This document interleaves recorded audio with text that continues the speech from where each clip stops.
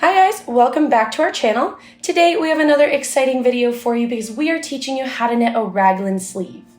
As I'm sure many of you know, there are two basic types of sleeves. The first is a set-in, which looks just like a straight line from the top of the shoulder blade to the underarm, and the second is the one that has a triangle shape all the way from the shoulder up to the collar or the neckline. So this one is the more advanced type of knitting shoulder or sleeve, so that's why we're going to show them to you today. It's really simple. It only uses two different decreases, and you can actually modify these stitches to make a V-neck as well.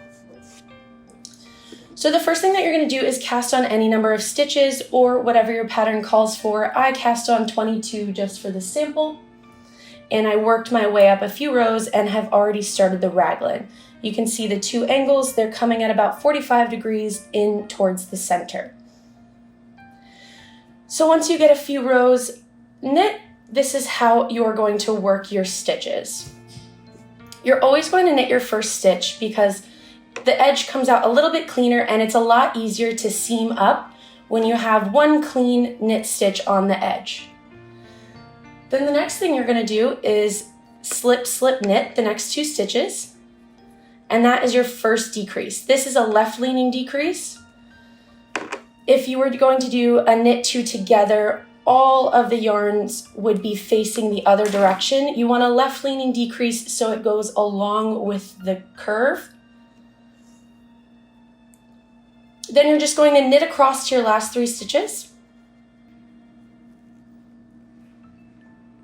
And then what you're going to do is on the second and third to last stitches, you're just going to knit them together.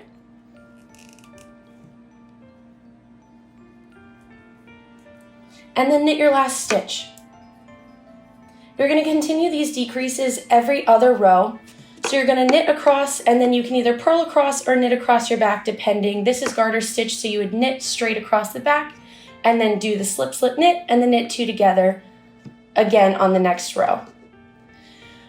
Also, a little tip for you guys is if you start your decreases in the middle and do the knit two together on the right side and the slip, slip, knit on the left side, you'll split your fabric and you'll end up with a V-neck. I hope you guys enjoyed this tutorial. Super simple and super fun, but extremely helpful in all of your knitting. So I hope you guys enjoyed this video, and we'll see you next time.